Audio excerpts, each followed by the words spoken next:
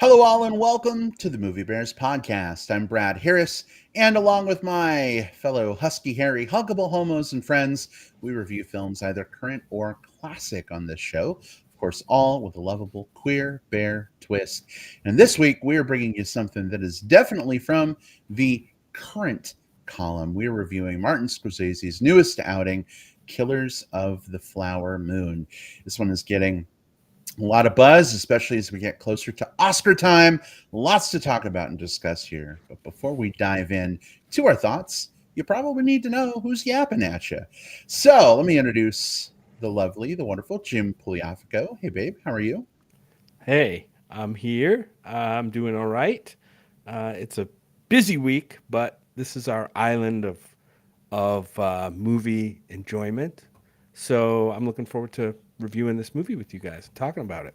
It's a big one. Awesome. Well, so glad to have you here, sweetheart. Going to be a good conversation, I think. Also, very glad to have William Lindis with us. Will, how are you? Great. Excited. It's movie talking time. So, like, how can I be anything but excited?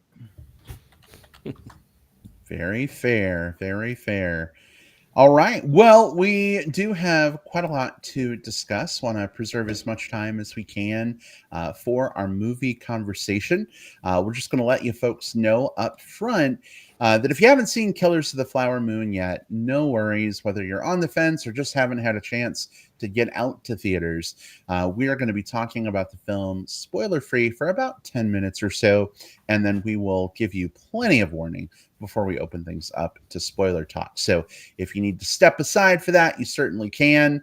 And we'll take it from there. So, Jim, Will, let's do this. Here we go. Our discussion of Killers of the Flower Moon.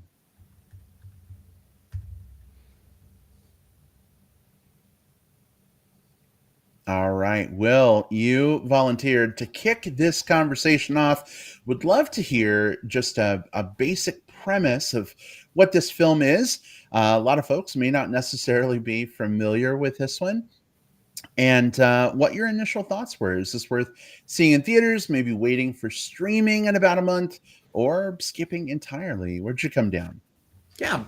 So the new Martin Scorsese movie is an adaptation of Killers of the Flower Moon, which is a historical accounting by David Gran of something that actually happened in our history. It's one of our tragic, one of our many tragic things built into the tapestry of this country. If you go back to the 1920s, um, there was a brief period of time where the richest people per capita in the entire world were actually members of the Osage Nation, which was and it still is an indigenous tribe in Oklahoma. What happened was they had oil that they found in the land, and because of the way that they negotiated their specific deals, each of the full-blood members of their tribe, up to a certain count, were granted head rights, which means that they were able to have all of the proceeds from this oil. Which, if you remember, United States at the time is sort of post World War One, pre World War Two, sort of in that range right there, where oil is at a premium. So they grew really rich really quickly, chauffeured cars, lived in mansions, but all of a sudden they started dying off one by one, by tragic one by one by one, in what was dubbed the Reign of Terror. This movie itself follows the story from both the kind of the big picture, 50,000 feet in the air, but also really zooming in on one particular instance that occurred here. Um, Molly Burkhart, real person, is married to a man who comes to town, becomes part of the family of a rich and kind of important in the town cattle guy, and watches as this happens to her community around her. I love this movie. This is something that, as someone whose background is indigenous Oklahoman, this is something that is near to me. I'm not Osage, Chickasaw, which got a mention in the film, and we were Yay! Um, but I love the way that this was Scorsese telling a story that needed to be told. Um, that hasn't really been told in this way before.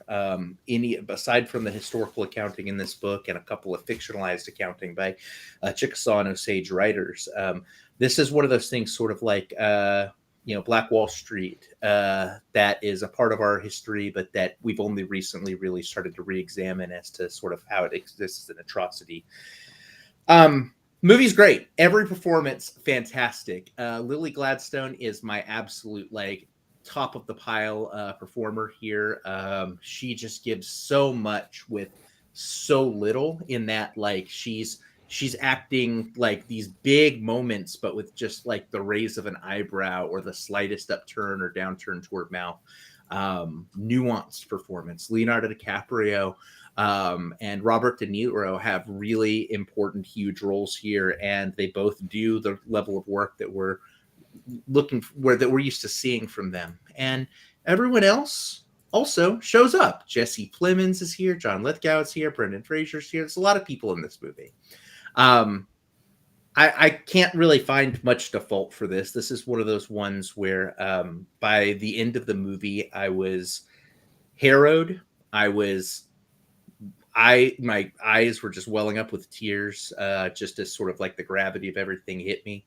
And everything from the score to the visuals to the storytelling, the performances, everything was what got me there.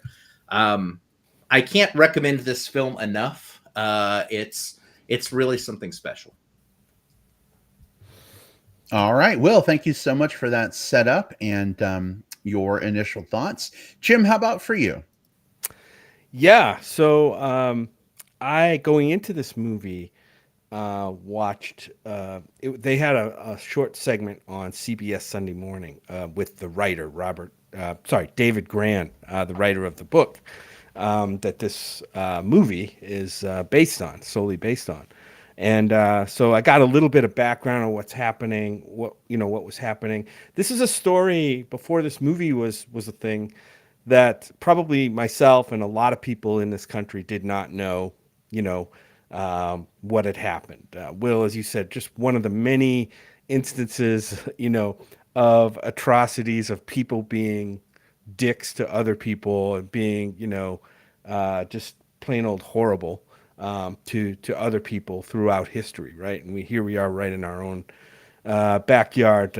This happening in the Osage area, the Osage Nation within Oklahoma. This film is really something special. I mean, Martin Scorsese,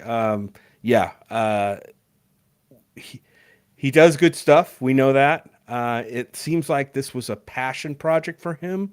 He had wanted to make this movie for a long time. And you can see why, because this movie kind of has parallels to a lot of the types of movies that he's made in the past. When you talk about, Casino, Goodfellas, that kind of stuff. He kind of, his strength, when you think of Scorsese, you think of like gangster movies, right? Organized crime and kind of inside that stuff.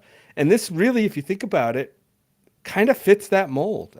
There's organized crime going on in this area of Oklahoma, and it plays out just like that. It's got all the earmarks. It's got the violence. It's got kind of a hierarchy within a quote unquote crime family. It's got all that stuff, and so this fits in Scorsese's wheelhouse really well, and it shows. The product we get is really good. We'll talk about the length of the film. That's been kind of a talking point for a lot of people. We'll talk about it. My feelings on that are, look, I've watched 6-hour movies before, right? And I don't have an issue if the movie holds my interest. This one felt like for the first, I would say for the first 2/3 or the first 2 acts until we got kind of toward the end, this movie kind of flew along for me. I was really grabbed, really drawn into the story. And then when it gets to the end, and I won't give really any spoilers away here, but when it gets to the end, when let's say when the the law starts catching up with people toward the end, and it kind of turns into a law, more of procedural courtroom, blah blah blah blah blah, kind of how everything happened toward the end. It bogged down a little for me. There's some pop up cameos in there that kind of threw me off a little bit, but I'll say this: it did feel like a 3-hour movie to me, especially toward the end. If it had kept up its pace, like in its grip on me that it had in the first 2/3 of the movie, wouldn't have been an issue. But it was, in the end, I still really enjoyed the hell out of this movie. I thought it was a really awesome experience to see it. I don't know if I'll see it again or not. It's one of those films where it's really dark. There's a lot of terrible things happening. There's just not a lot to grab into and maybe pull me back into it. But yeah, I did really like this one. If you have a chance to see it, just prepare your bladder and plan your pee breaks. And I think it's a worthwhile experience. So definitely good for me. Awesome. Glad to hear that it worked well for you. Thank you for sharing your thoughts as well. I feel a little bit differently than you guys. It's a good movie. It's fine. But I do want to talk about the length. It's entirely too long. And I feel like it doesn't need to be for me. And I think for the average moviegoer who doesn't routinely watch 6-hour movies or attend film festivals, the length of this film is a real problem. Over the weekend, I had a chance to talk to a bunch of friends and ask what they were seeing this weekend and if they'd went to see Killers of the Flower Moon. And they're like, 3.5 hours. There's no fucking way I'm going to a movie theater for 3.5 hours. So I haven't looked at box office numbers. I don't know how well it's doing or not, but I know that people in my personal sphere, a lot of folks at least, are avoiding this movie. And I do think that's unfortunate because it is a good film. I think Lily Gladstone is amazing here. We saw her on Reservation Dogs. She was fantastic. I think she gives this powerful but like restrained performance here that is just chef's kiss. It's so good. Leo is Leo, De Niro is De Niro. And I think that, the film, Jim, you mentioned kind of the first 2/3 of this movie. That's where I was the most invested. We spent a lot of time with the characters. There's a lot of buildup. It's really great. Then the movie just fucking keeps on going. And it's the same problem I had with Oppenheimer, the exact same issue. Without going into spoilers, Jim, you kind of already said it. It turns into this like procedural thing. And I don't know. It just feels like a lot added on and a lot of expectation for, just a lot of time to commit to seeing a film. So do I think it's good? I absolutely do. But I think the runtime is too much. And I think, it's not because there's too much stuffed into the movie. It's not like there's so much good stuff you got to figure out what to cut. I mean, there are overindulgent artsy shots that go on for 3.5 minutes. No dialogue, just visual stuff happening on the screen. And it's cool for about 30 seconds.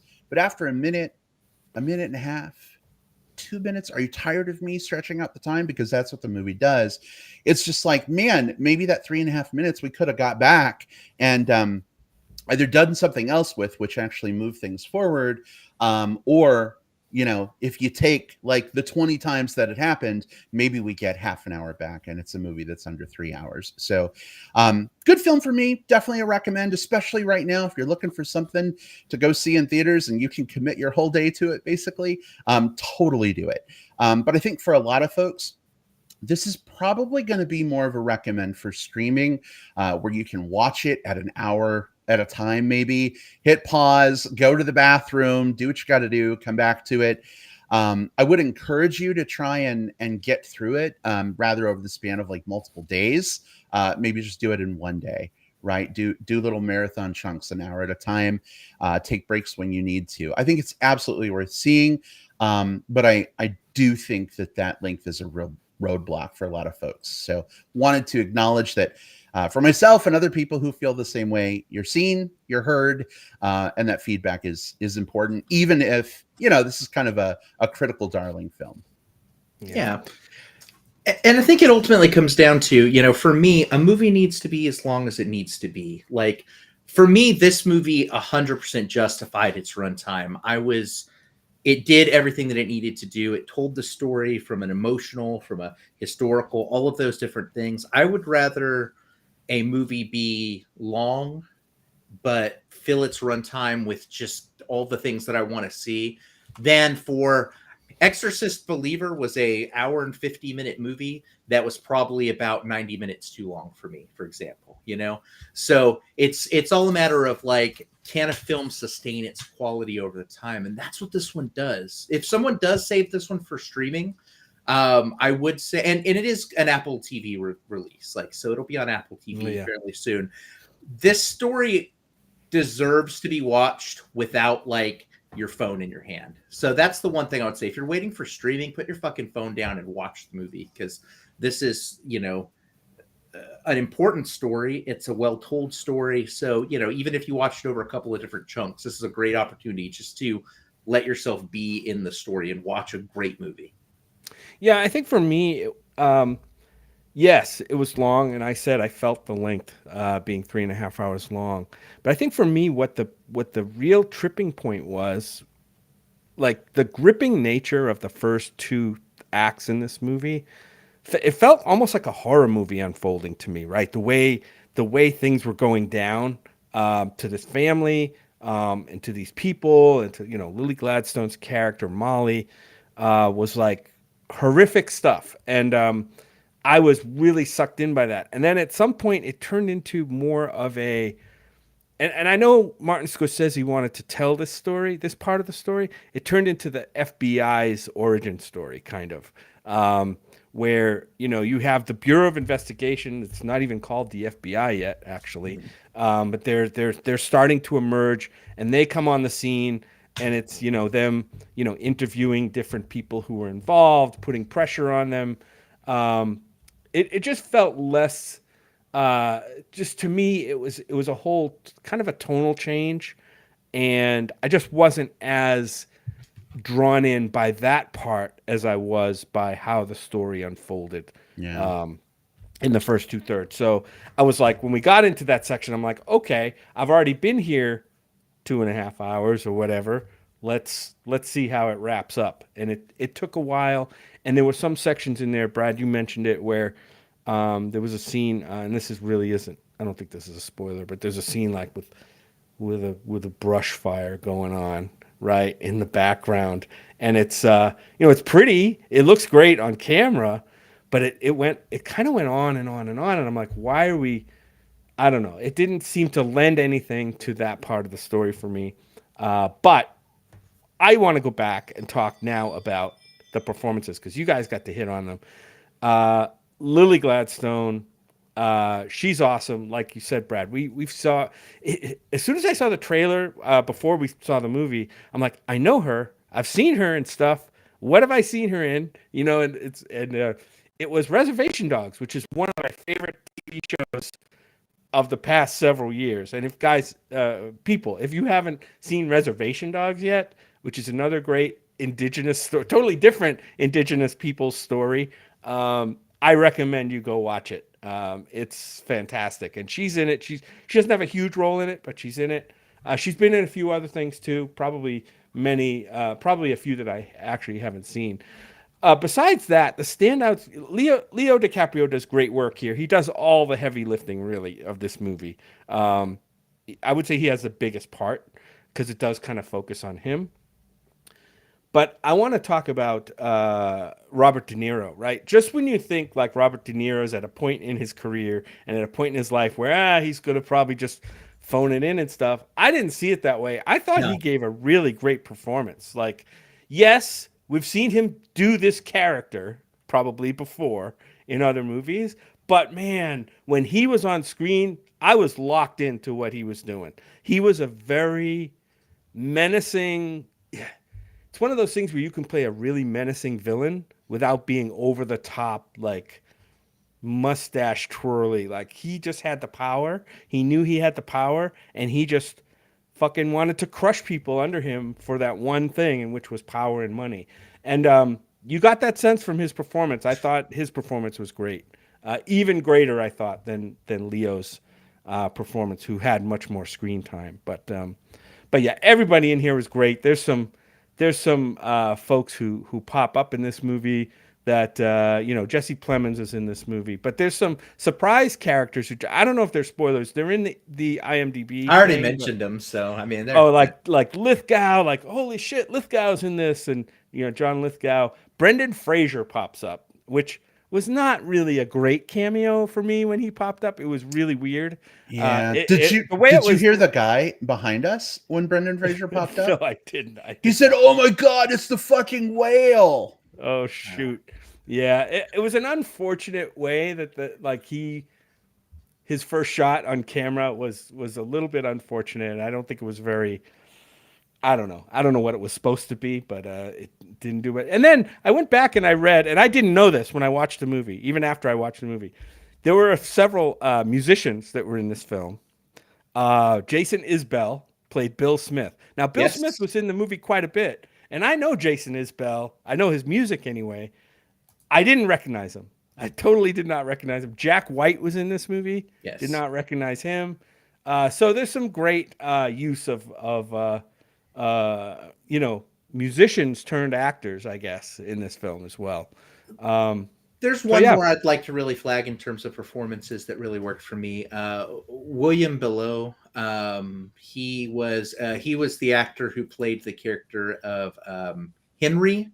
Who Yes. was yes. Okay, so The melancholic. yes, thank you. Yes. So he's been in a few things, but one of the things that I most recently remember him as was Shooker from Blood Quantum, the Jeff Barnaby kind of indigenous Canadian kind of futuristic zombie movie that's remarkably good.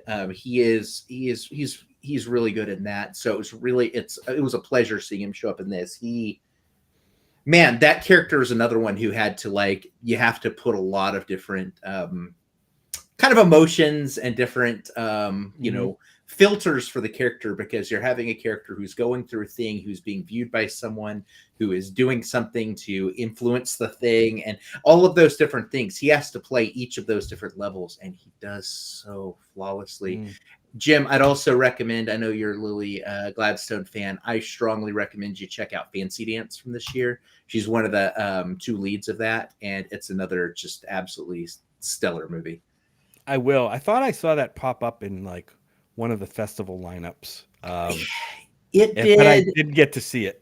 It did Sundance at the beginning of the year, and then I think it's streaming now, but I could be wrong. Okay, cool. Thank you. All Will. right. Well, I think we're getting to the point where it's very difficult to keep talking about this without going into spoilers. So if you gentlemen are ready to go, we'll go ahead and make that transition so we can take the governor off this thing and let it run. Sure. Yeah, I talked about kind of the first.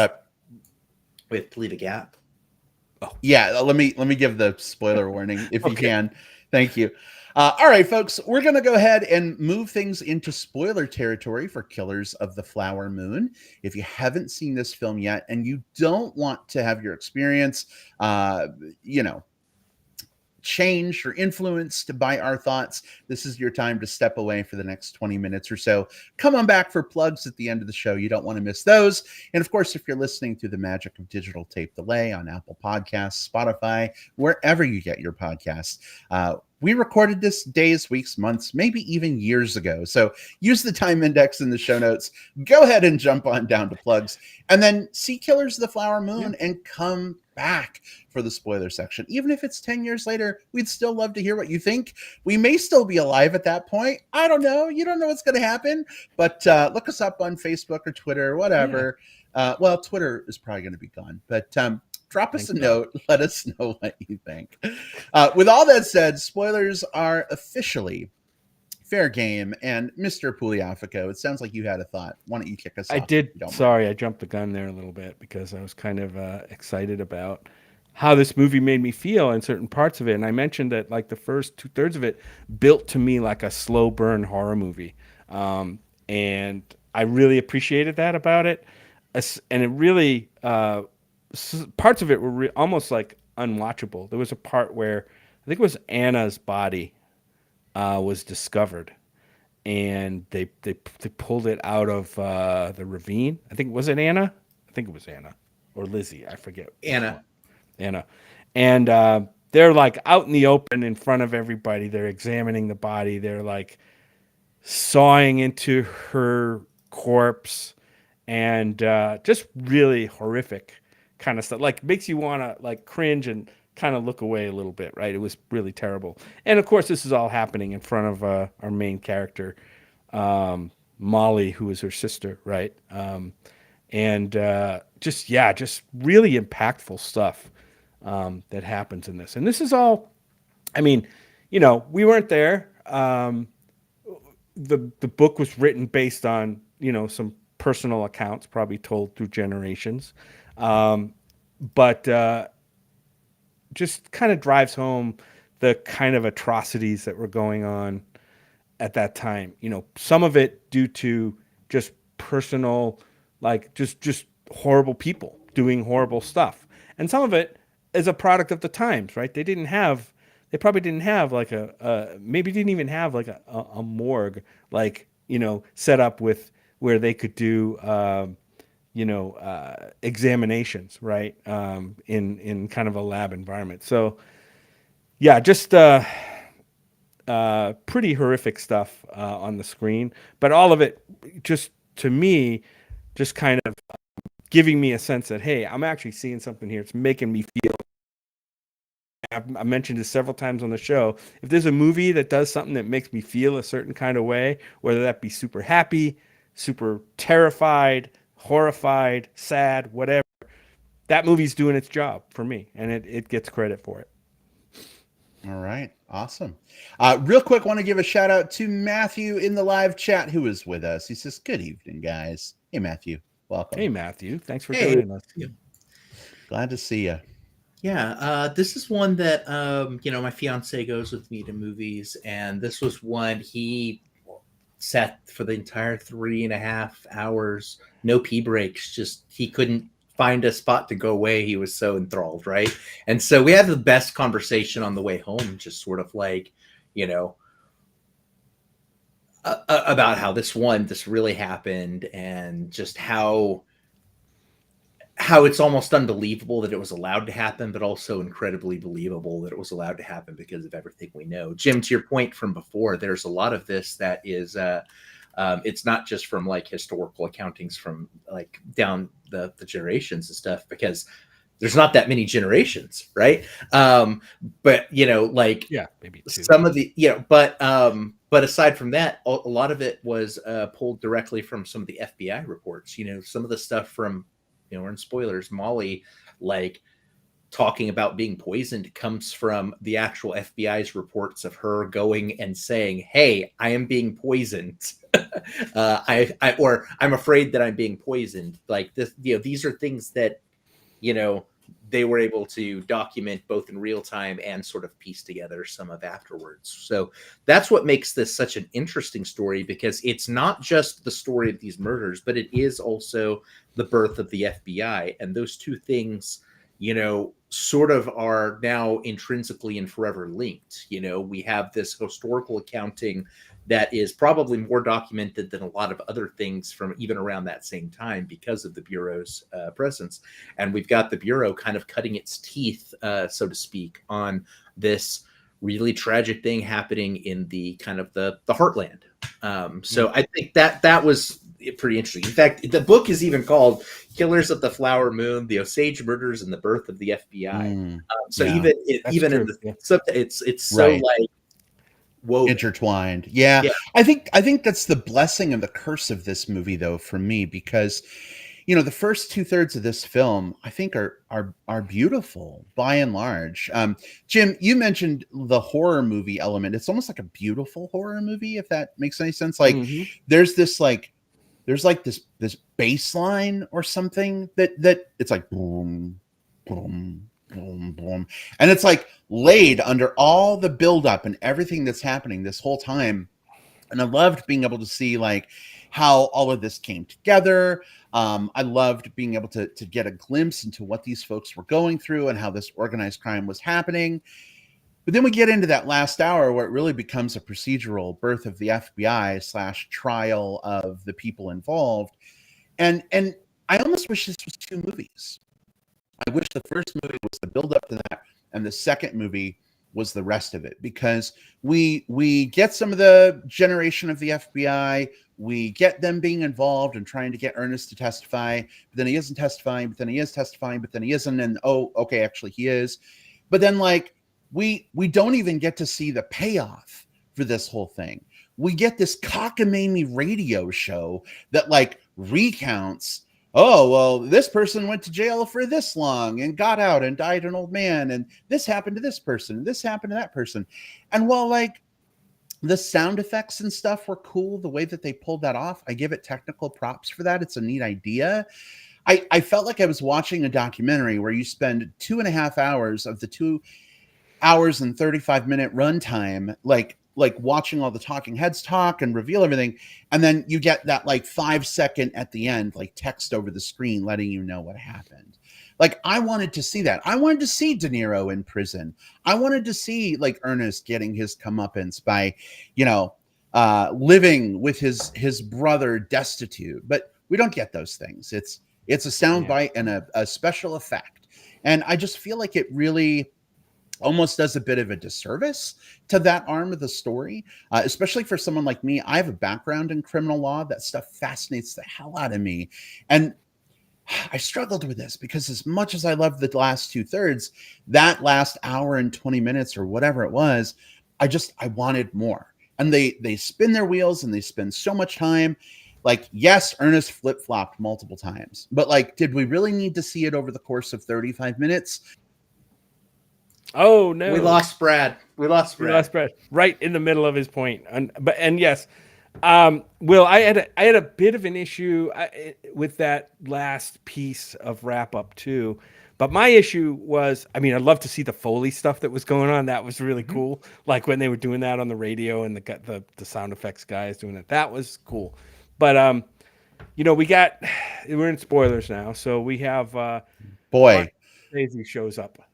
Hey, sorry, the internet decided that I was done talking, apparently, but I wasn't. Where did it cut me off? In the middle of you saying that like you wanted to see some of the impacts of what happened with them, right. and you didn't get to see it. Yeah, and I fully, am cognizant that like I'm not Scorsese. He wanted to tell the story he wanted to tell in the way he wanted to tell it. But I'm not alone. I've been reading a bunch of other reviews and talking to people who did see this movie, the few people I know who did. And it's like you get that hour into the FBI stuff and then it's just kind of over with the radio play and you don't get to see the other like cool components of that. So, Will, maybe the book like better marries those two things. I know it worked really well for you, but I think some other people are frustrated. So I'm curious if maybe the book does a better job of like telling the whole saga without like the super quick wrap up at the end. The super quick wrap up is part of what it's the reason I was crying at the end of the movie. It was one of the strongest points for me. And I was talking to one of my friends, friend of the show, Adrian Charlie, about this, and so we sometimes talk, like indigenous stuff when stuff like this, comes out. And he had a similar view as me, because what happens here at the end of this movie is intentionally done because this is what happened, right? This terribly tragic thing that the FBI swept in. There was no like, and he got his comeuppance and everything was good and bad. You know what happened to him? The Leonardo DiCaprio character in real life, he was paroled pretty shortly after and then later exonerated, right? Actually, like, clarify, the radio play at the end does go through what happens to each of the people and explains that, so that wasn't missed by me. I'm talking specifically about using a 3.5-minute radio play to communicate that information and wrap it up, as opposed to like showing it to us. They literally told it to us, right? As opposed to but the point I was in the middle of making, though, was that this is what happened, though. We immediately brushed off what happened and it turned into story. We didn't take, like these real deaths became sort of like at best like this terrible thing that happened to these engines. And then at that it became disappeared. We have brushed this part of our history into a 3.5 minute like news story Wikipedia article. And I think that's the point that Scorsese's making here, is that look how quickly we've all moved on. Look how quickly we've moved on to other things here. That's why this was told that particular way. Like, because it reflects, I think, part of the horror of the story. The horror wasn't just that it happened. The horror is that it was allowed to happen and that nothing of value really came from it afterwards. Yeah, nobody was sentenced to like life. You know, nobody spent the rest of their life in prison. Nobody was executed. As maybe at that time you would think that somebody would have been, but the fact that these criminals were white, even under the FBI's prosecution, didn't really amount to that much, right? At the And end. nothing institutionally changed either. Like, that's the other part of it, right? Like, this is, the people that did the most egregious things got in trouble because they did it the most egregiously. But look, this was something where these characters were not the only ones that were doing this. These were not the only people that were committing these murders. This was this was basically everybody rushing to an area to exploit a people and being backed up as best as they could. It was one of those, like, you're not going to get in trouble as long as you don't do it too loud or too flagrantly things that happened, which is what unfortunately happened here. That's one of the things that maybe was explained better in the book. Will, I don't know, but the movie obviously focused on this one family, right, and the events. The Burkharts, family effect on the indigenous family of Molly's that they were kind of preying on, right? But in my mind, I'm like, well, was this happening to other families as well? Were other white greedy folk, trying to take advantage of other indigenous rich families that probably couldn't, either didn't know how to or felt they were powerless to resist it, right? In part of the movie, you got the sense that Molly maybe knew what was going on, or it was in her mind was piecing it together. Mm-hmm. But it's frustrating because you saw that she didn't really get to do anything about it, right? She just kind of stayed there in her bed and took it. Yes, she was under the influence of poison or whatever for some of it, but also you got to feel that maybe she felt powerless. Like if she spoke out or anything, something worse would happen to her or her family.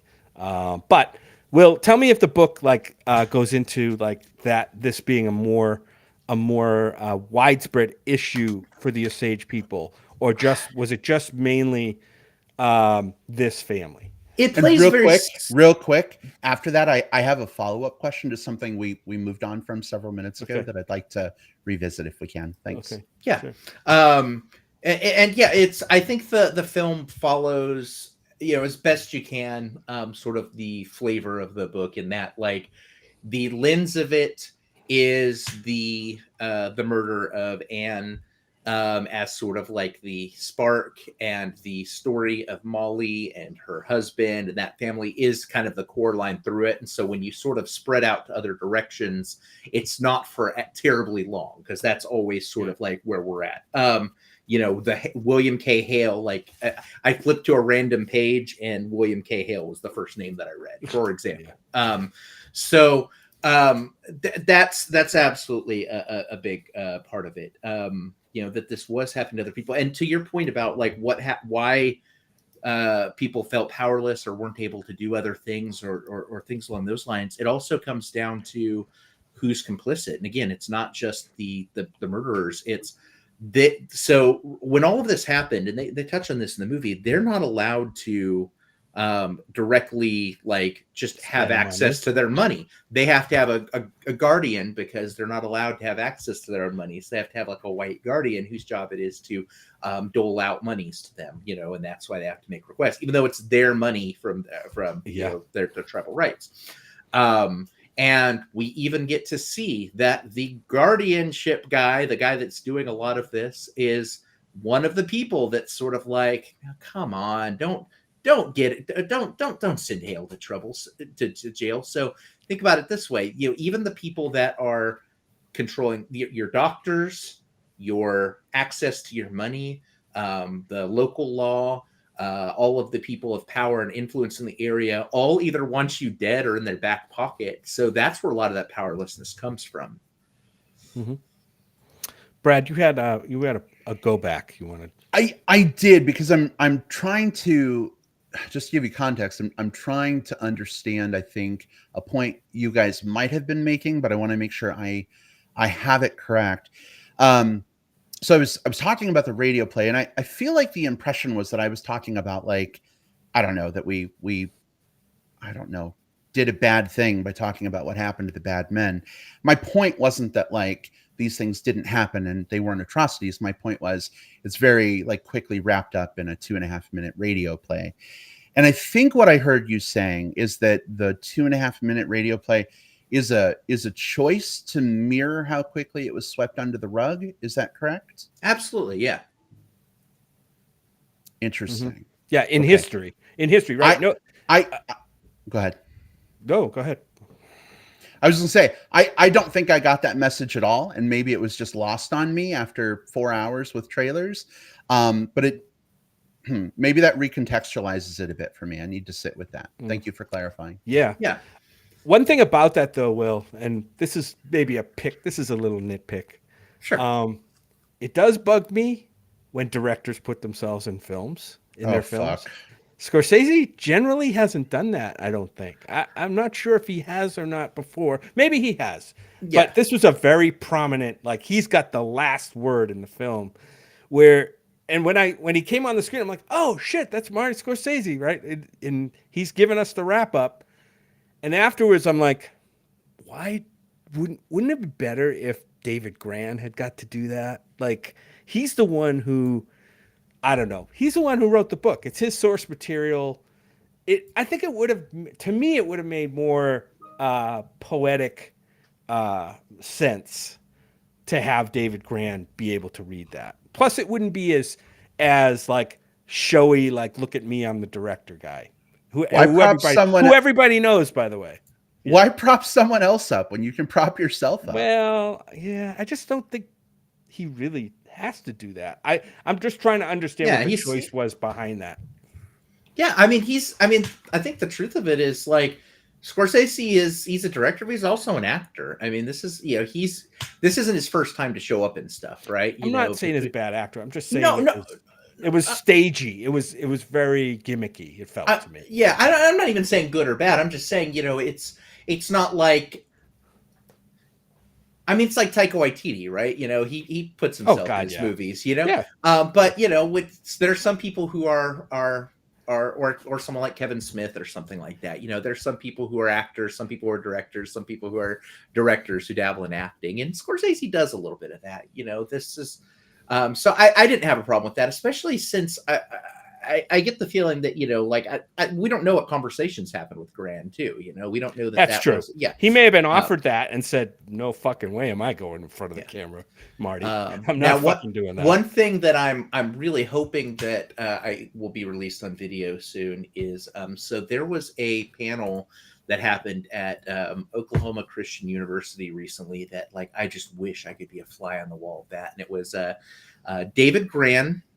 Was one of the 4 panelists. It was the Osage, and I want to make sure I get this right, Principal Chief Jeffrey Standing Bear. It's my tribal governor, Bill Anatubby of the Chickasaw tribe, and then the Oklahoma City FBI Special Agent Edward Gray. And the 4 of them all sat and talked about specifically this, digging into the depths of greed, a case study of the Osage murders in the 1920s. And that is a hell of a group of people to talk about this specific thing. It was one of those, like, presented at the college and as a special event panel. And I don't see that it was recorded or put on YouTube anywhere yet, but oh my God, as soon as it can, I want to watch that because cool. it's again, it's a rogues gallery. Yeah, I would definitely watch that. I only have one more thing to go away, if that's okay. Yeah, and then we'll wrap up and move on. And it's back to a point that you made, Brad. You said something about during, like, the building of the tension in this movie, there was, like, an underlying, like, beat or bass or something. I think I read somewhere that Robbie Robertson was the writer of the score here, who scored this film. He's an indigenous, a person of indigenous background that came in, and he's very famous as a member of a famous band, a rock band called Band. If you've ever heard of The Last Waltz, which was a movie that Martin Scorsese directed, by the way, with Robbie Robertson in it. He got Robbie Robertson did the score for this, which was really, really great. Awesome. That's a great connection. Yeah, Very cool. Yeah, the music in this film was absolutely fantastic, and they did some really cool things with sound design, and so that's very cool. Very cool context and background. Thank you. All right, Will. Any final thoughts from you before we move on to plugs? The only thing I would say there is the one thing that I've heard that's been unfortunate about people seeing this theatrically is that it's out at the same time as the Taylor Swift Eras tour. And I have heard a few people saying, not just this movie, other movies that came out this weekend, but this was the, kind of the more notable one that came out at the same time, that their viewing experience was a little disrupted by people kind of like having loud sing-alongs. Oh, wow. And like, sort of like at screenings that weren't supposed to be sing-alongs, but they just sort of turned into them in the next theater over. That's not as much to do with this movie as much as it's just happening right now, and I just think it's interesting. So I hope that doesn't happen to anyone for any of the movies they're watching, And Swifties, you can sing along. I'm a Swiftie. You can sing along. Just, you don't have to do top of your lungs. Well, or maybe movie theaters could plan a little better, space them out, those things out logistically to provide a better experience for their audience. But something tells me that not that much thought goes into, scheduling movies in a Cineplex. I'm just saying. It depends on the Cineplex, right? Like, I obviously didn't have that at like Alamo Drafthouse, which has more of a, a reputation for like the sound fidelity within your screening type of things. But I mean, if I'd seen it at like a local Cinemark or something like that, I use Cinemark as an example of the one where I almost always like have someone on their phone right in front of me. That mean I may have had a different experience. Yeah. Perhaps. Oh, there's been many times we've been in movies that are, either pretty quiet movies or have quiet passages, and next door fucking Spider-Man is playing at full volume, and you're hearing, and the music's like, and it's the same thing here. I don't blame the Swifties at all for singing in their show, but by the way, we haven't seen that yet either. Yeah, I'll be honest. As much as I like to go to the movies, I am increasingly like debating just watching new movies at home because of stuff like that. Like, Will, you mentioned people on their phones. Jim, the volume from the theater next door in this like quiet, heartfelt moment where I'm crying and all of a sudden it's booms and crashes. At least at home, I can control those things.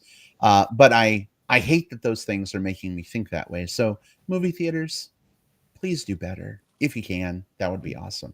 Okay, thanks. Bye. All right, fellas. Well, let's get some plugs going here, the part of the show where we put things on your radar that we really love, and we hope that you will love them too.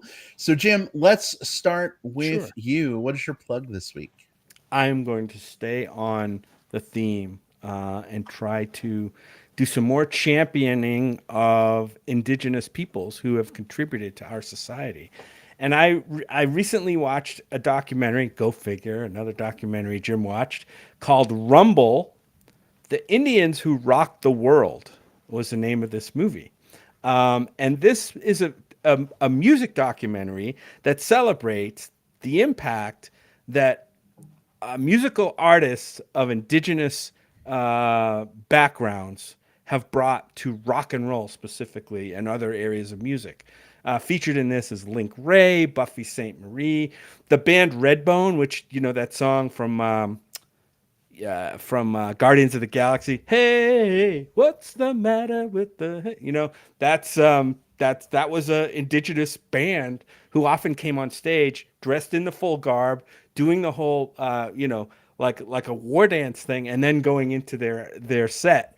But this film was great. It's about like I said, the effect that sometimes overlooked, indigenous rockers of the early generations have had on music and still have to this day. So it's called Rumble: The Indians Who Rocked the World, and I think I watched it on Netflix. Did something just break? It Yeah, sounded like Jordan glass just shattering. I will say, Jim, My cat just knocked something over. It's fine. I'm super interested in that. I'm going to check it out on Netflix. At my theater, they always do like that 30 minutes of like related content pre-reel, right? Yeah, So yeah. you would have liked this, in addition to doing sort of like indigenous filmmakers through history is like a little short thing. Yeah. They interspersed it with a couple of different musicians, and one of them they played Redbone's "We Were All Wounded at Wounded Knee," which I think is probably their like second biggest song after obviously like "Come and Get Your Love," Right. from Guardians of the Galaxy. It's one of those things where honestly I sat there and was like, oh yeah, I forgot. I forgot. I always just whenever I think of Guardians of the Galaxy and that song, I just think of it as just older song. I kind of forget the context. So thank you for sharing that one. Yeah, this film is guaranteed to bring to light somebody in rock's history that maybe you didn't realize was of indigenous background, who is something that you recognize, or anybody recognize.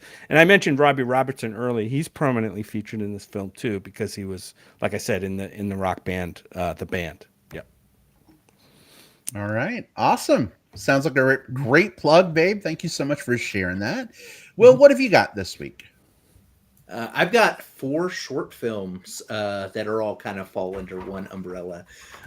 So later in life, Roald Dahl, the famous kids author who's also problematic for a lot of ways, but we won't get into those. He's written a lot of like kind of endearing books, though. James and the Giant Peach, the BFG, things like that, right? He started writing these stories that happened or that were told to him in sort of some of the communities that he was living in kind of like the 1950s. And these became little writings, little short stories, little whatevers. Netflix has worked with Wes Anderson to create 4 different short films, each one telling one of those stories. So there's The Swan, Poison, The Rat Catcher, and the one that I think was the strongest is The Wonderful Story of Henry Sugar.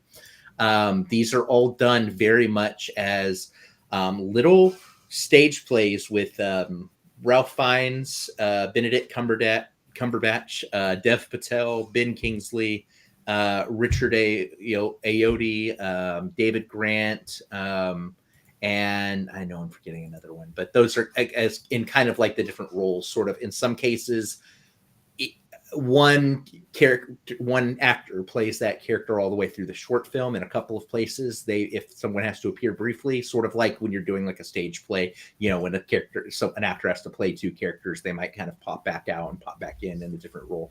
They're just absolutely exquisite, efficient storytelling. And I would strongly recommend them. And again, I think the longest one, the Wonderful Case of Henry Sugar is like 40 minutes. I think the other 3 are all like 17 minutes. Just really damn good stuff. That's awesome, Will. I've been curious about those. I struggle a little, though. You mentioned the controversy. I mean, he's kind of well known for some racism and anti-Semitism, and I know J.K. Rowling is persona non grata. It's just that stuff is sticky and hard to navigate through. I know a lot of people like me who love those books growing up that kind of want to check this out, but kind of feel like it might be icky to do that. Is this kind of a situation where you can easily separate the art from the artist, or like, is it, I don't know, is it more complicated than that? Well, yeah, I think there's one thing that also comes into play here, and that Roald Dahl's dead. So he's not profiting from this at all. I think when you compare that to like J.K. Rowling, who like when you do any of the Potter world or Harry Potter stuff, she's still receiving money from it, even if it's not direct. But aside from that, one of the through lines through all of this, because of the kind of the time and the place where it was told, is sort of these stories have a critical look at colonialism, which I think is actually a good thing, right? Like there are times when the power imbalance between kind of like the white characters and the kind of the more Indian characters are pretty imbalanced, but intentionally so. And it's supposed to sort of point out, like, hey, like, what's happening over here? Especially in one called Poison, which I think is also stellar. So I think it's easier to separate those two out. And also, I think we're used to like the Roald Dahl who tells the stories that are like kids' fantasies too. These are definitely written later in life and more mature stories. Not like but they're not. These aren't like kids' fantasy stories, So So I think there's that dividing line too that'll help people. Gotcha. Cool. Awesome. Well, very glad to hear that. For me this week, I'm wearing a hat which I literally tipped to my plug. 5 years ago, Spider-Man for PS4 came out. Hard to believe it was 5 years ago. But Jim, you mentioned the Spider-Man audio, and Matthew in the chat says, by the way, Spider-Man audio is always welcome in any movie I see.